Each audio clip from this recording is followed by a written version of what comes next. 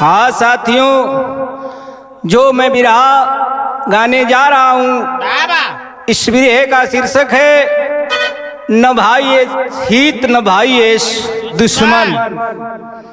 ध्यान से सुनेंगे तो कहानी पसंद आएगी।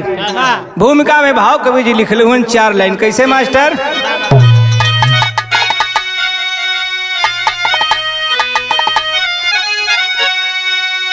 क्या फूल से भी है नाजुक ये रिश्तों का दामन, टूट जाता है जुर्मों के जो वार से। फुटमत का दिल में पनपता है पौधा, जलती ज्वाला है नफरत के तकरार से। फक्र दूसरों के खातिर जो सहता सितम है, अरे जुर्म सर पे उठाता बिमल प्यार से। फिर भी ऐसे को जग में जो देता है धोखा, भोला उठता है विश्वास संसार से।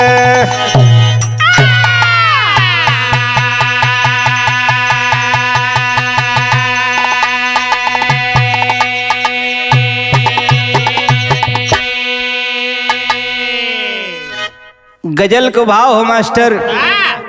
गजल कौन हो?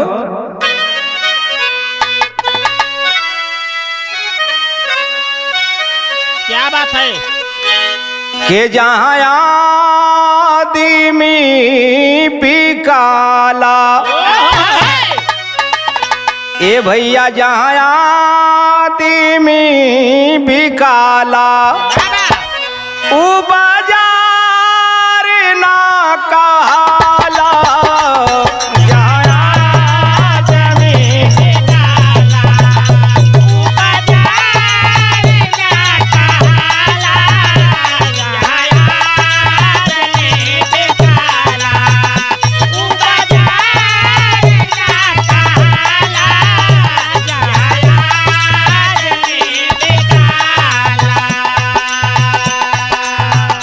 ये तो तर्ज रहा। भाव क्या है? कैसा बुरा जमाना, कैसा बुरा जमाना, साथी चलो संभल के। कैसा बुरा जमाना,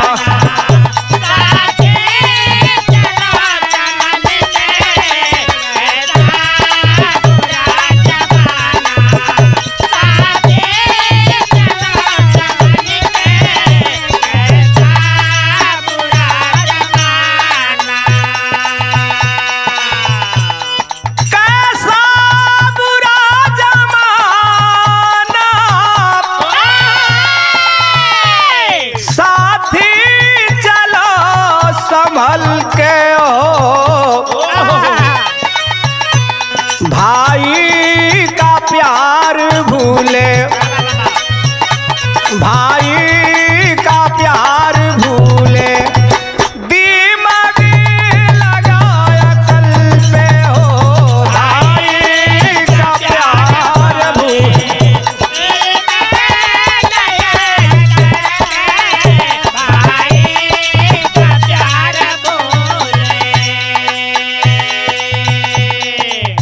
विराह की कहानी है ये से शुरुआत हो गई शहर के अंदर। कैसे?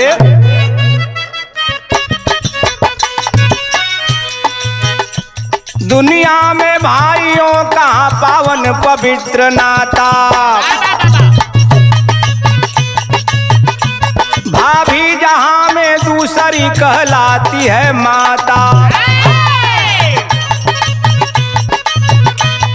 जिला बरेली अंतर्गत कहीरा लाल थे, पत्नी थी जिनकी गीता गोपी गोपाल थे। गोपी की उम्र लगभग थी 12 साल की, थी 8 बरस उम्र अभी छोटे लाल की।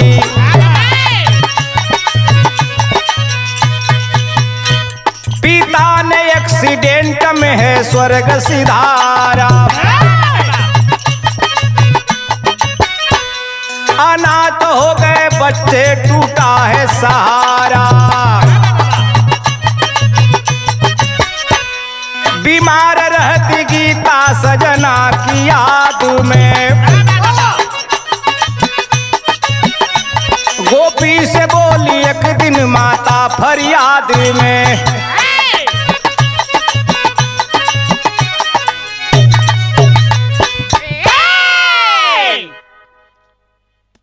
माता पति के शोक में बीमार हो गई, एक्सीडेंट में पति मर गया, माँ बीमार चल रही है। एक दिन की बात है साथियों, माँ बड़के बेटे को बुला करके कहती कि बेटा अब लगा था कि हम बचब ना। कहलन काहे माई, दवा आइल बा समय से खा ठीक हो जाबू। कहली कि ना बेटा अब हम बचब ना, एक ठे तोरे जीवन काम सौंप के जात है। माई बचवा के बुला के कहली का बिरहा में तर्ज बदल गई मास्टर।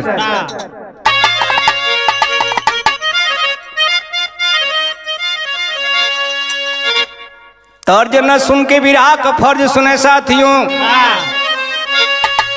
माई अपने बड़का बेटवा गोपी से का कहलीन बुला के, रोवेली माई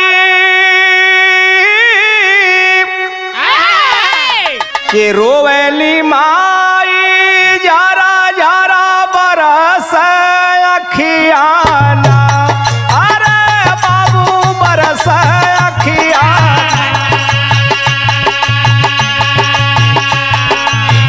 बेटा दिन पर दिन लागता, बेटा दिन पर दिन लागता, बिगर मोर हालतियाना।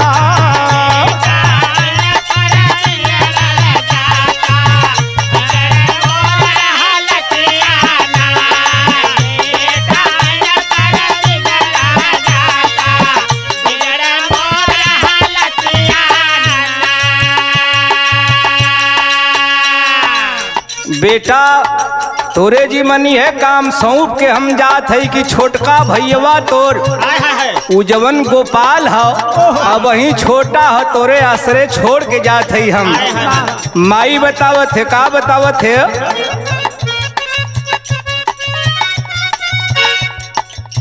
भाई तोहारे छोटा तोहरा ही बाया सारावा,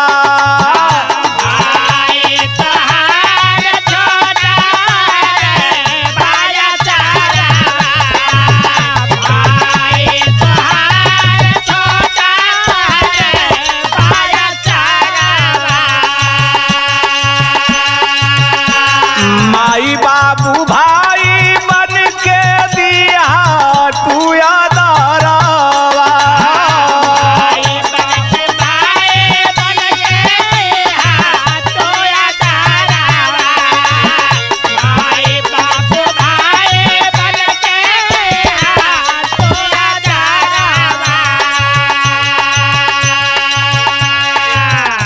इतना कहाँ ताली हली अंतिम ससियाना, अरे बाबू अंतिम ससियाना।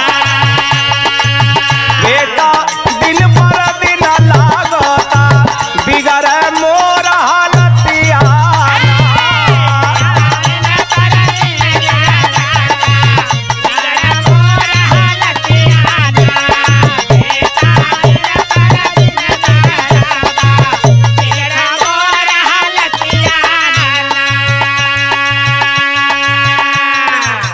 माँ भी इस दुनिया से अलविदा हो गई साथियों।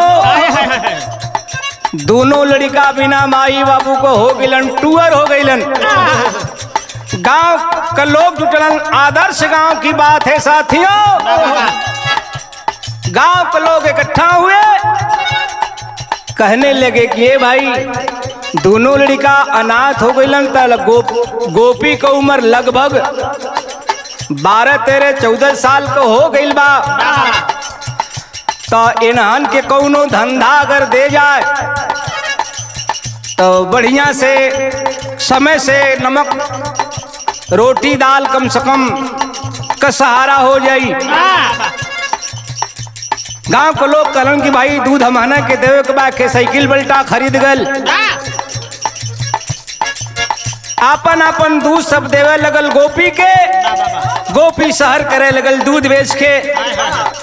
कुछ दिन बीतल, और जब कुछ दिन बीतल तो सोचलन कि काहे न कतो गरीब लड़की से शादी गोपी के करा देहल जाओ।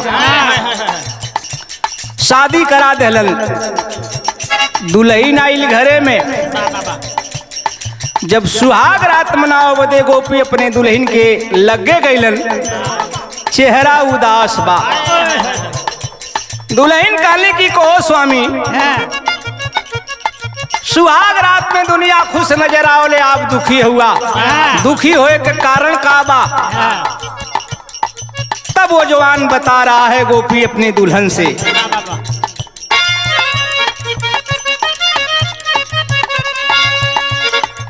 कालन की आवाज दुल्हन ये सुहाग रात में हमन कसम खायल जाओ कि जबले हमार गोपाल पढ़ लिख के भला आदमी ना बनी तबले हमने सुहाग रात ना मनाई। कहली स्वामी ऐसे कौन अड़चन आ सकला? कहला यह तो खास बात हो, सुहाग रात मनावल जाई, बेटी बेटा पैदा हुईन, मुन्ना कोरी से झुकाव हट जाई, लड़कन कोरी हो जाई। कहली जैसन स्वामी आपका आदेश हो। ओ समय का भाव कवि जी लिखत हो मास्टर,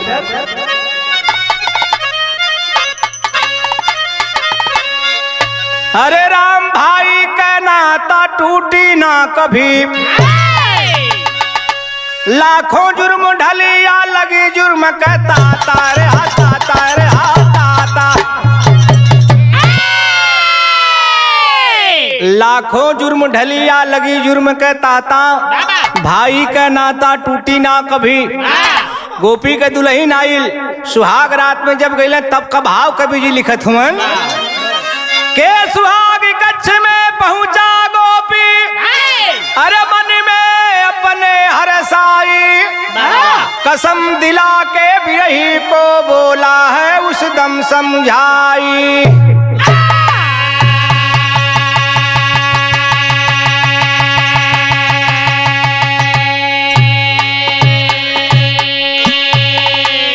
खुशी के खातिर, खुशी के खातिर भाई के अब त्याग तुम्हें करना होगा।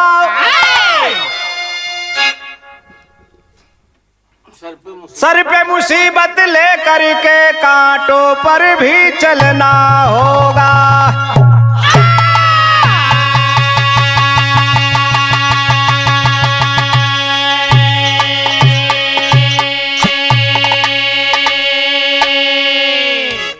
तर्ज बदल गई मास्टर।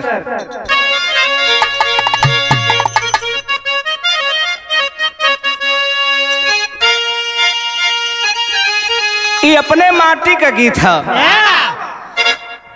माता बहन लोग गावेली धान के रोपनी के समय, कैसे गावेली?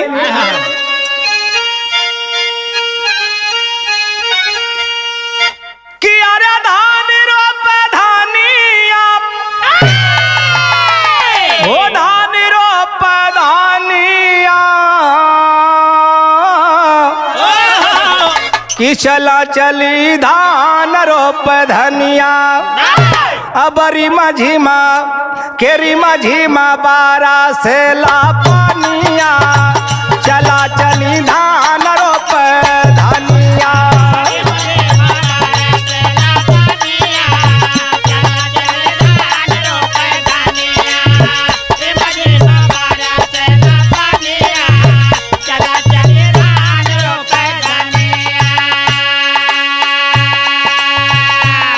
यह तर्ज बा बिरहा का फर्ज का बा।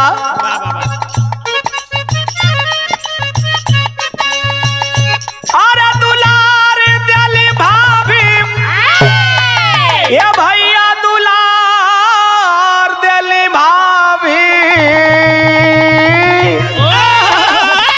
के माई के दुलार दिली भाभी। अरे सेवली ए भैया सेवली कसामिया के तार होती माई के दुलार दिली भाभी।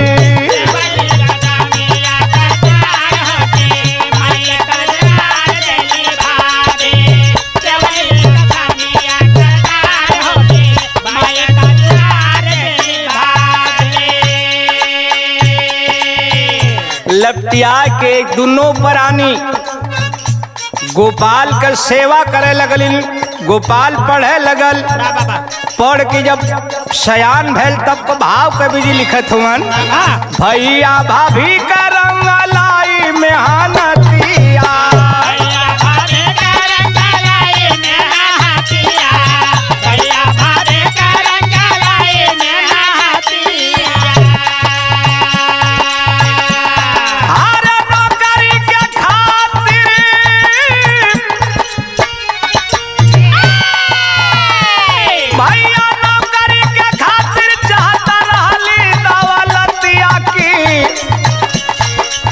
माई का दुलार दिली भाभी। बतिया बतावे मन मार होती माई का दुलार दिली भाभी।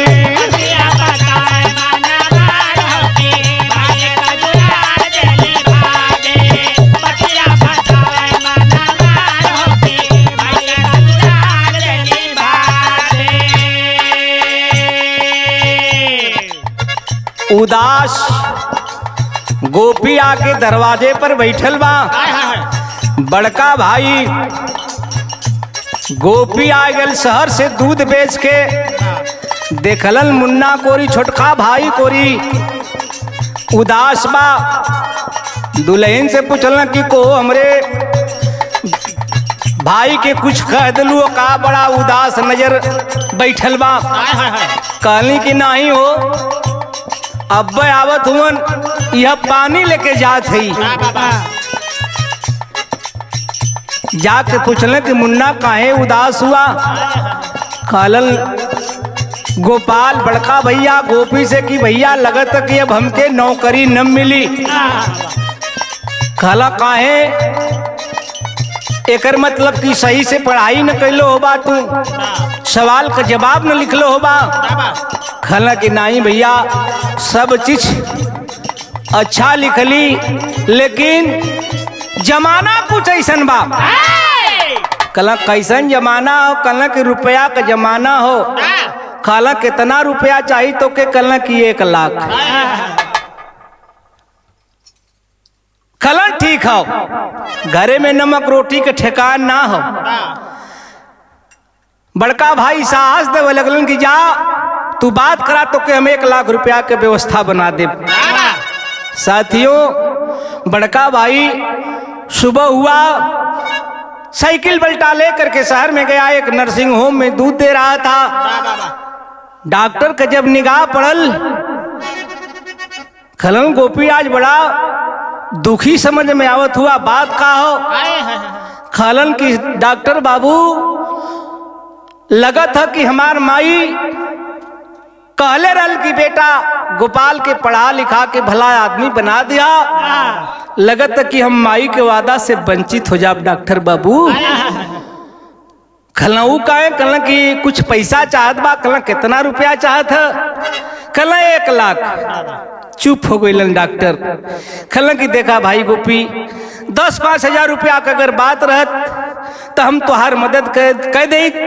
1 लाख रुपया के व्यवस्था हम न कर पाई। आंख में आंसू आगल गोपी के। कहलन एक विकल्प रहल इहो आशा टूट गई। कुछ 6 मिनट के बाद वही डॉक्टर गोपी से कहलन कि देखा गोपी हमरे नर्सिंग होम में एक ठे मरीज भर्ती है, ओके एक ठे किडनी के जरूरत है। अगर तू एक ठे किडनी अपन निकलवा के दे दा तो के हम 1 लाख रुपया दिवा दे। कलन डॉक्टर बाबू तनी घरे जात है, घरे से लौट के आइलन साइकिल बल्टा घरे रखलन, दुल्हन से बतौलन कि हम जाते ऐसे ऐसा बात है। डॉक्टर के लगे गईलन तब का भाव हो।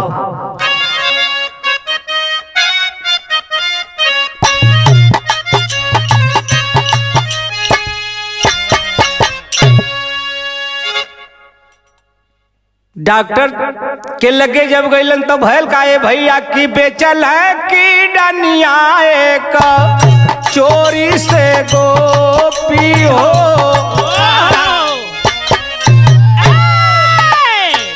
बेचल है कि डनिया एक चोरी से गोपी हो, अपनी दुल्हनिया के राया से।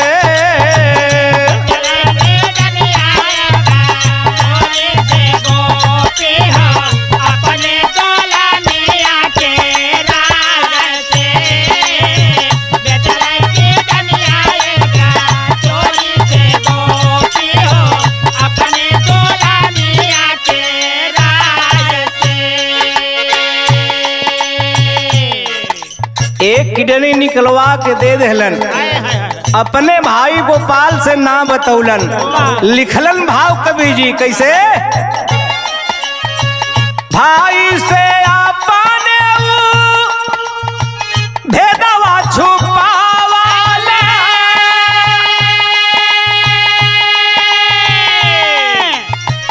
पैसा के बलबूते नौकरी धारावाले। जब नौकरी लग गई तो का पूछे के बा, बिरादर दुआरे दौड़े लगलन। गोपी सोचलन कि आखिरी कमवा एक दिन करही के होई, इहो कह के खाली हो जाई। बियाह कह दलन, और जब गोपाल के बियाह भइल तो दुल्हन आइल। दुल्हन के आयल सविता दुल्हनिया बन के घरवा में आईली हो। सविता दुल्हनिया बन के घरवा में आईली हो, सदिया राचाइल छोटका भाया से।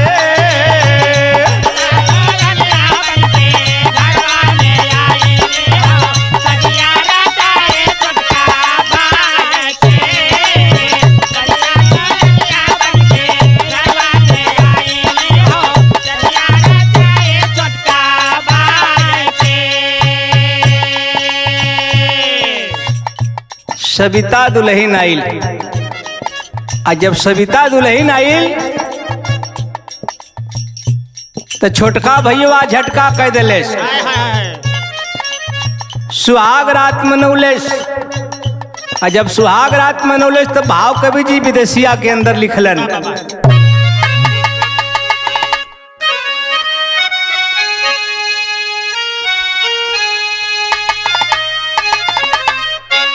ए भैया 3 पुत्र पैदा,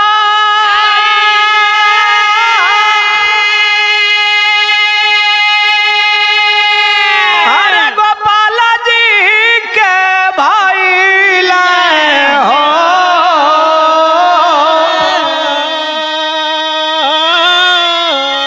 अरे पारी पारा मरल बढ़ला, दिला में गाला निया।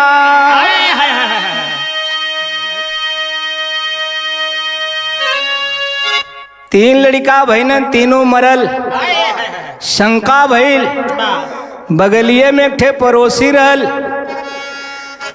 तांत्रिक साहब के लगे चल गईलू। पड़ोसिन कलश की करे, 20 साल से गोपी का दुल्हन आवत हो करे, को लड़का पैदा भइबे ना कैला, ऊ तोर बर्दाश्त कर सकी। वह भूत करा दिले हो का कि ओझा जी बतौल आज ठानी तोहर टोना ही ना हो।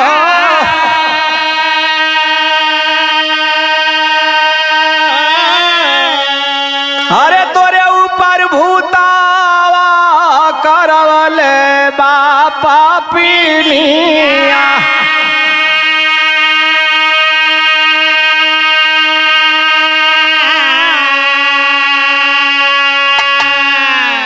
वह तोर बड़की जेठान तोरे पर बहुत करा दिले, ऐसे तो लड़का को बचत उचत ना हुवन। अब घरे में देवरान जेठान का झगड़ा चालू हो गई। भैल का कि अरे झगड़ा कर देवा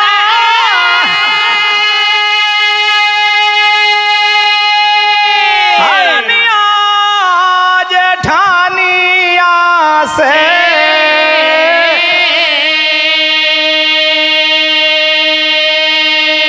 अरे रोज रोज में हाना मार कही के बाझिनिया।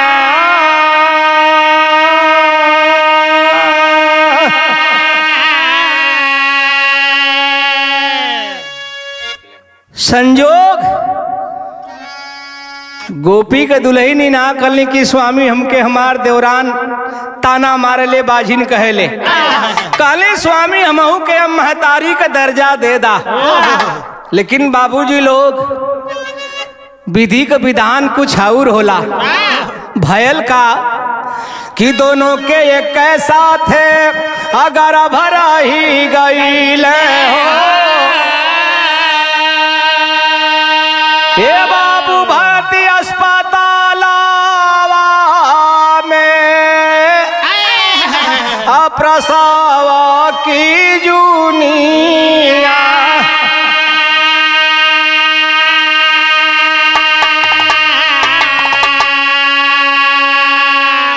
गोपी सोचलन कि भाई दोनों बीमार बानी, कमजोरी बा, काहे न कौनो नर्सिंग होम में ले चल के भर्ती करा दे। ले गईलन एक नर्सिंग होम में भर्ती करौलन और डॉक्टर बाबू से कहले कि डॉक्टर साहब तनी देख रेख बढ़िया से करा। लेकिन दोनों के बच्चा पैदा भेल, बड़ी बेहोशी में मरा बच्चा। ए बाबू पैदा भय देवरनिया के,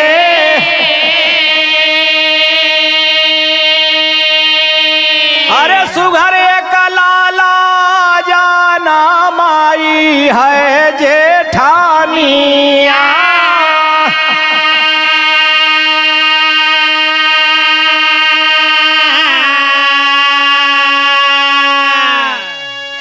जब मरल बेटवा छोटकी बहू के बहल सविता के बहल गोपी पहुंचलन डॉक्टर के लग गए।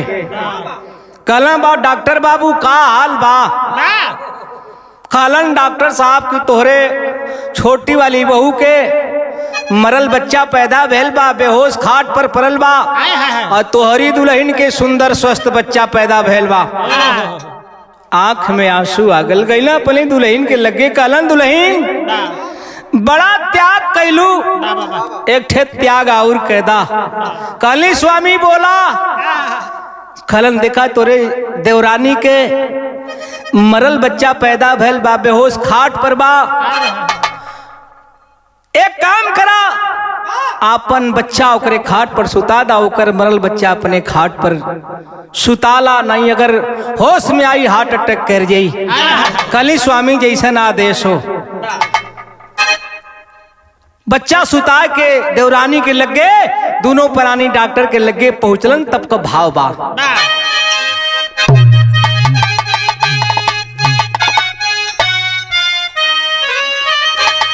तरजू हबाए भैया की निबिया का पेड़ा जानी काटी हाय बाबा,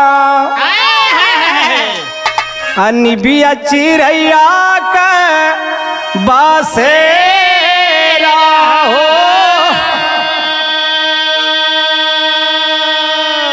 तरजी है बा फर्ज का बा के दोनों पारानी कई के बजर कहियारावा देई देहल आपन दुलारा।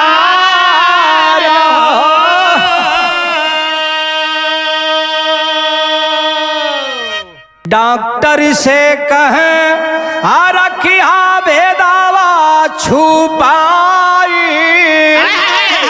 औ हमारा लाल लेके करने लागी है रुलाई।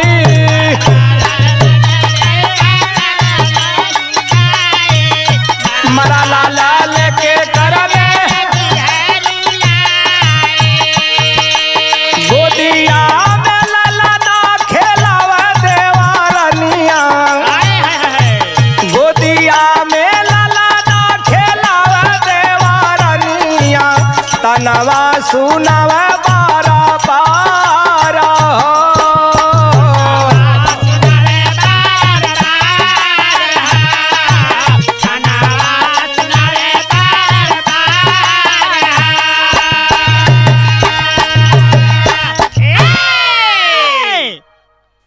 साथियों, मतारी का ममता बर्दाश्त न हो। छोटी वाली बहू सविता कहीं अगर खेत में काम करे बदे चल जाए, लड़का रोवे लगे।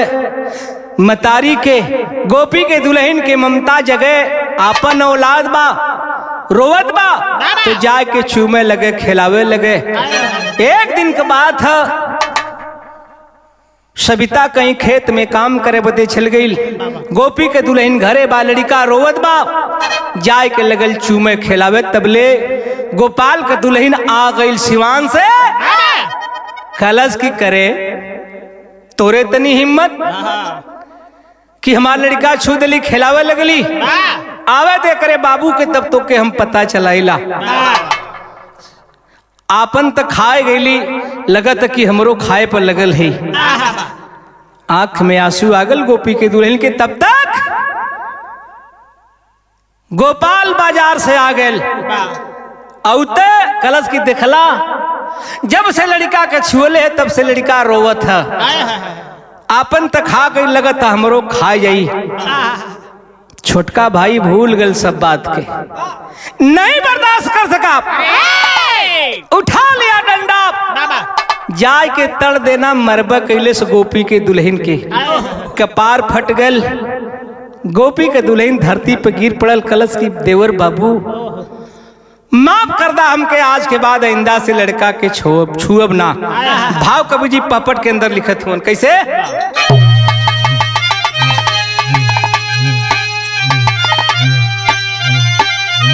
ए भैया आग बबूला, आग बबूला, अरे देवर भाई खुखार अपने भाभी पर लेके डंडा तलब करे प्रहार अपने भाभी पर।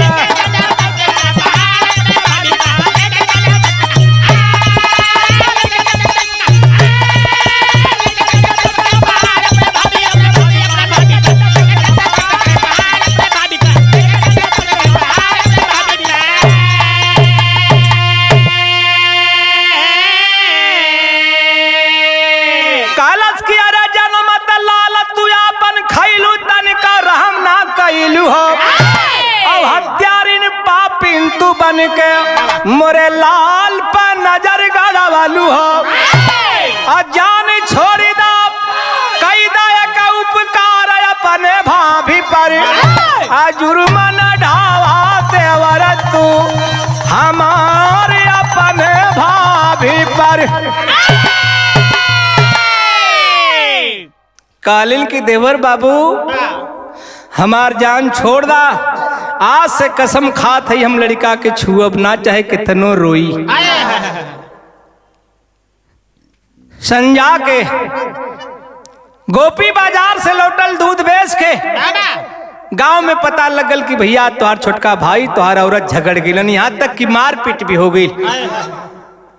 गोपी गईलन घरे, साइकिल पलटा फेंकत हुन दूसरे तरफ, उठौला डंडा दुल्हन के लगे कैला अपने कला करे। हमके पता लगल कि तुम्हारे भाई से झगड़ गईली। आंख में आंसू आगल दुल्हन के। कहलिन स्वामी एक ठे हमार बात सुन ला, आल्हा का लाइन है।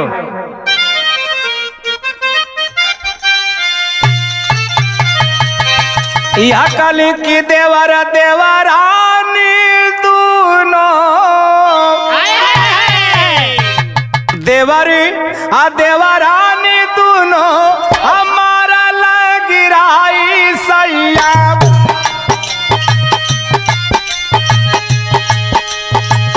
लहुरे लुहान होई अगैली जेठा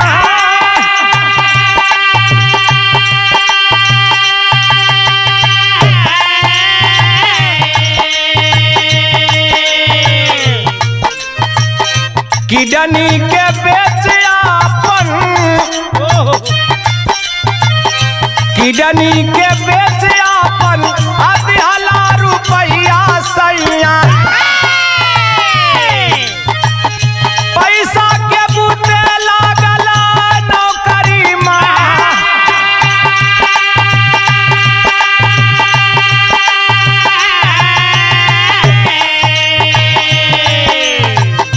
देवरा के खातिर देवरा के खातिर हमहू भारी त्याग कैली स्वामी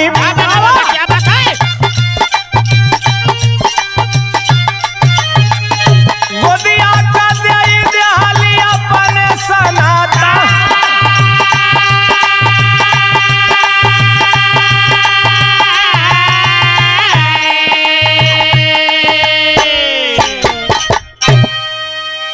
काली स्वामी सुहाग रात ना मनौला भाई के पढ़ावे के खातिर किडनी बेच देला भाई के नौकरी के खातिर तब वो तोर हाथ ना धैली आपन औलाद भाई के दे देला भाई के खुशी के खातिर तब वो कुछ ना के लिए आज वही कई नाम पौले ही उठौली धोती तरतर तरतर खून चलत बा गोपी के आंख में आंसू आगल कलन दुल्हन बड़ा त्याग कैलू आज जो कुछ मांगे कहो मांगला ई जिंदगियों मांग लेबू तब्बो दे दे खाली स्वामी जिंदगी ना मांगब तोहार अयो न कहब कि अपने भाई से जमीन घर बंटवा के अलग हो जा एक ठे बात कहते स्वामी मान जा देखें गोपी के दुल्हन गोपी से का कहलीन तर्ज लग गई मास्टर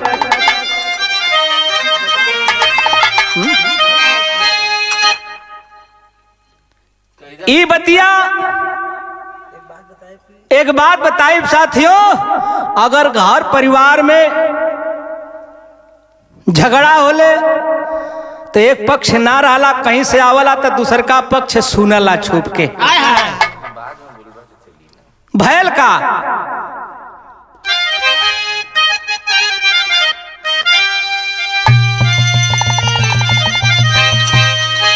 दुल्हन गोपी का गोपी से कहले कि स्वामी एक ठे बात कहत है ई ना कहत है कि भाई से अलग हो जा का कहलिन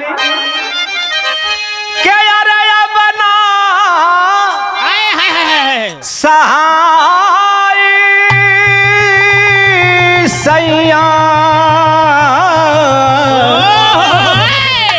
यार बना सहाय सैया यही घर में आपा बना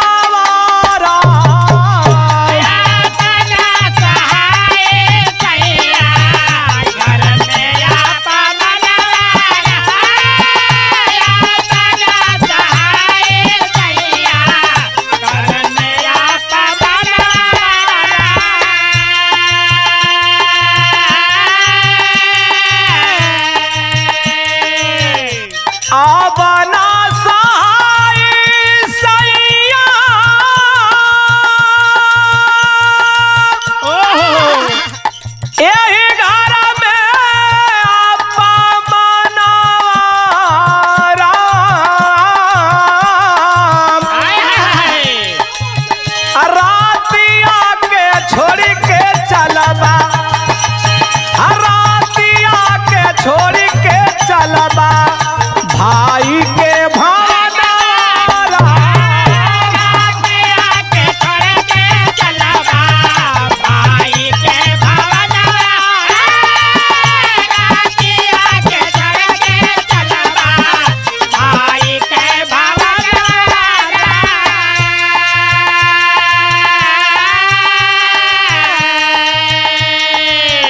यहाँ रहले का एक के मजबूरी हो ए स्वामी। का मजबूरी हो गोपी के दुल्हन बतावत ह।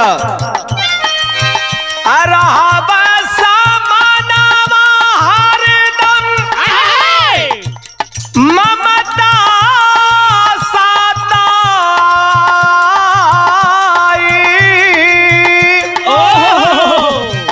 छोड़ी के चाला दूर काहे जाई बाबूलाई। छोड़ी के चाला दूर काहे जाई बाबूलाई। छोड़ी के चाला दूर काहे जाई बाबूलाई।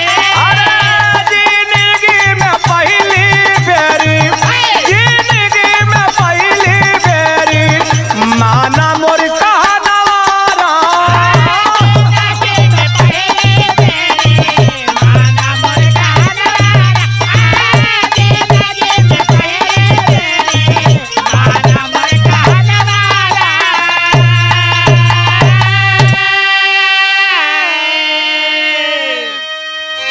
स्वामी छोड़ के घर द्वार कहीं दूर चला, एक नई दुनिया बसावल जाई। बतौली कि अगर दो पक्ष में झगड़ा होले एक पक्ष ना रहला तो दूसर का पक्ष आड़ से सुनला का हमार बुराई बतिया का हमार बुराई का भैया से लेसत बाई है। गोपाल ई बतिया छुप के सुनत रहल आंगन में से। सोचलस कि देखी तो कब जाने लोगन। साथियों लगभग 1:30 बजे रात में बोझिल कदमों से बाहर निकलना, न कोई गठरी है न कोई मोटरी है। जो वस्त्र पहने थे उसी वस्त्र में आगे जा रहे हैं। तब तक एक आवाज आई। आवाज देने वाला कौन था बाबूजी? बिरहा के आखिरी लाइन।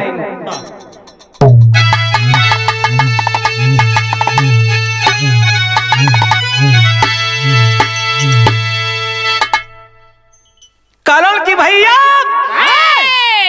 रुक जा। आवाज देते हुए का कहलन?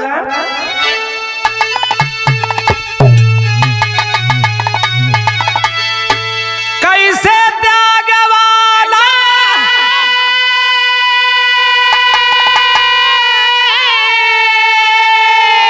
कैसे त्याग वाला कर जा हम चुकाई बिराना।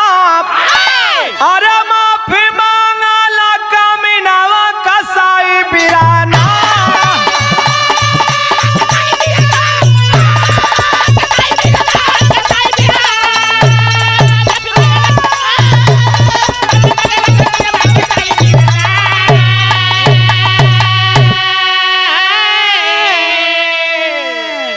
कहा कि भैया मैं समझ नहीं पाया कि कलयुग में आप भगवान के रूप में अवतार लिए हैं।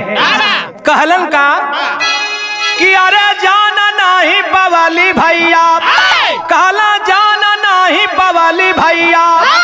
तुहरे हम त्याग के अरे बन के बेदर्दी ठोकर मरली अनुराग के।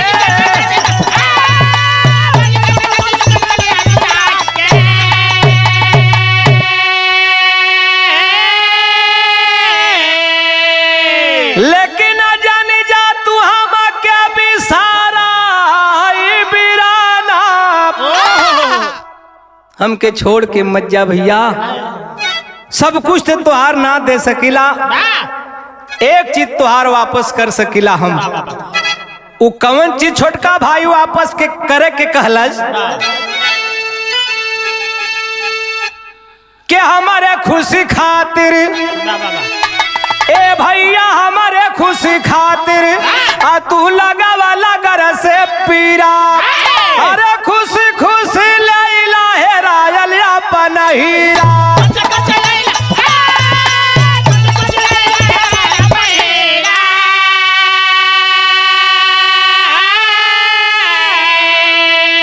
अरे रोवा दाई के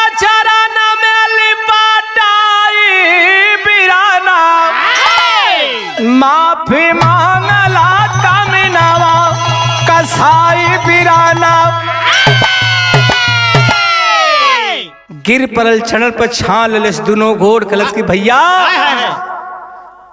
कमी तो हमारे में ना हो लेकिन हो गई कमी, लेकिन जकरे जरिए जकरे जर से ही झगड़ा फैलल छला लौट के वही के घरे से निकालब लौट के गिलन। भाई का बात मान के गोपी और गोपी के दुल्हन लौट अलन और जब लौटा के लिए अलन गोपाल गैलन अपने दुल्हन के लगे पकड़लन छोटा कहला सारी झगड़ा कजड़ी है आई न घरे में रही न झगड़ा होई। ए भैया नार को भगाया ए बाबू नार को भगाया वही दम कही के नगनिया अरे बोली भाभी का ताहू ना जइहा देवरनिया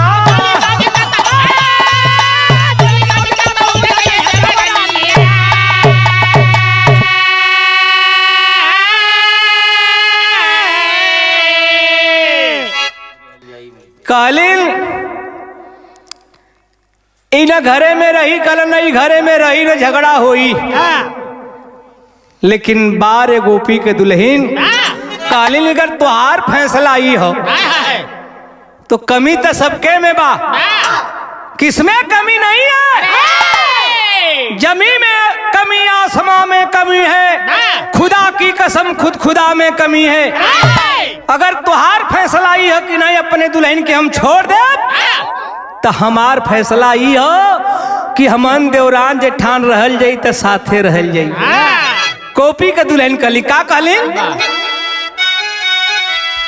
ए भैया नार को भगाया अब वही दम कही के नगनिया तब बोली भाभी का तहुना आ जाई यहाँ देवरनिया अरे रहल जाई मिलके फैसला सुनाई बिराना माफी मांगला कमीनावा कसाई बिराना।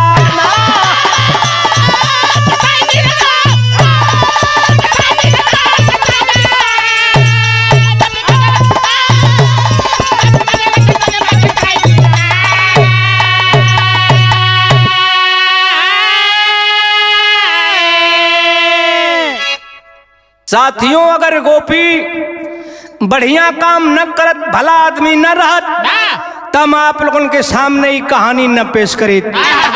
बिहार का कहानी है समाप्त बात तो गुरु बिहार।